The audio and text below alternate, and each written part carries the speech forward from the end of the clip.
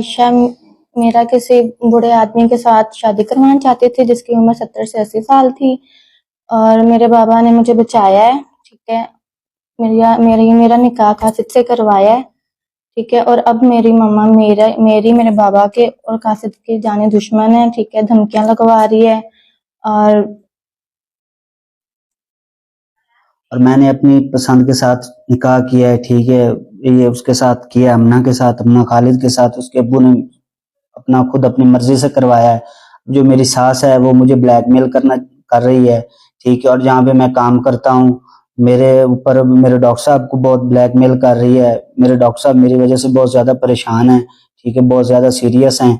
तो मैं ये चाहता हूँ कि कल को मुझे कुछ हुआ, मेरी बेगम को, मेरे ससुर साहब को कुछ होगा, उसकी जिम्मेदार आयशा है। ठीक है, अगर कुछ मुझे हो जाता है, मुझे रास्ते में वो कत्ल करवा देती है, मेरी बेगम के साथ कुछ ऐसा काम करती है, मेरे ससुर के साथ कुछ ऐसा कर देती है, उसकी जिम्मेदार आयशा है। आयशा सजाद भाई मेरा ना घर बुला दे मोटरसाइकिल स्टार्ट करना वास्ते बुलाया। ठीक है सर जी, बुला दे अंदर वार देना कुटिया मैंने चंगा बाम पैर बंद दे बाम बंद दे मैंने रोजा ही रखा। मैं अगर रोजा झूठ नहीं बोला, मैंने कुटिया चंगा इन्होंने। ठीक है, फिर बाद घंटे बाद मेरा आ मुन लिया फिर पिछों लत सोटियां कुटिया रोजे च 10 बजे लिया 11 बजे 3 बजे छड़िया मैंने। असल मसला की है? मसला कहती कुड़िया छेड़ता, मैं कुड़िया नहीं छेड़िया, मैं रोजे झूठ नहीं बोलता पे। ठीक है, मैं लाई लाना कलमा चकन चकन तैयार है, मैं रोजे कुड़िया नहीं छेड़िया। बुलाया किसे कर बस आया घर मोटरसाइकिल सेट करना मजार लै आया मोटरसाइकिल अंदर लै गया नाल मैनू अंदर लै के पिछले कमरे सोटियां चक लिया। पैसे ही लेने 400 रुपए नहीं दे रहे। मोटरसाइकिल काम कराया, मोटरसाइकिल ठीक किया इसने। ठीक है भाई वो पीछे जा कुटिया ना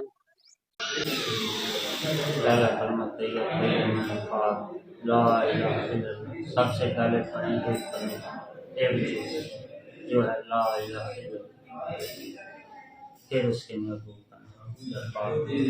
की बात है ना, आप जो कहना चाहते हैं वो उधर कहें, बताएं अपनी बात, अपना मौक़िफ़ बताएं। आपने कोई गुस्ताखी की है? जिसने किया इन्होंने भगा दिया। तो आपका रोजा था जी?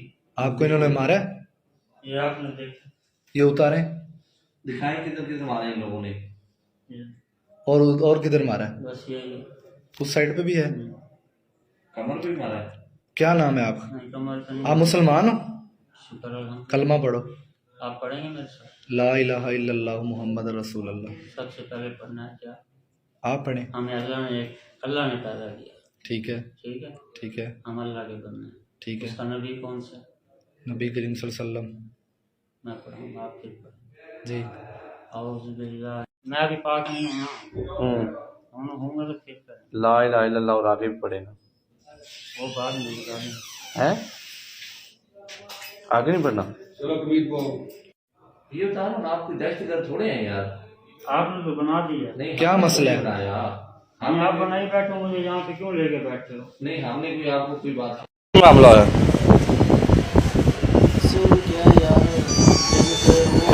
काम मुकाओ। मैं फिर यार काम मुका देना, कलाकार परेशान हो तेरा काम मुका के जावांगे। मैं क्या नहीं जी मैं आज ही मुका मैं क्या तेरा साडा को ठेका होया यार, तेरा साडा को ठेका होया। मैं क्या ठेका ही होया। मैं क्या जी मैं तेन पैसे नहीं देने, मैं क्या तू पैसे मैं तेरा प्यो देगा। उस बाद उन्हें मेरी गाल कटी, मैं तो फिर पक्की हो गया। तो बाद फिर मीर जी ने छुड़ा, मुर्शिद जी ने छुड़ा लिया। उसके बाद फिर उन्हें कहीं मार।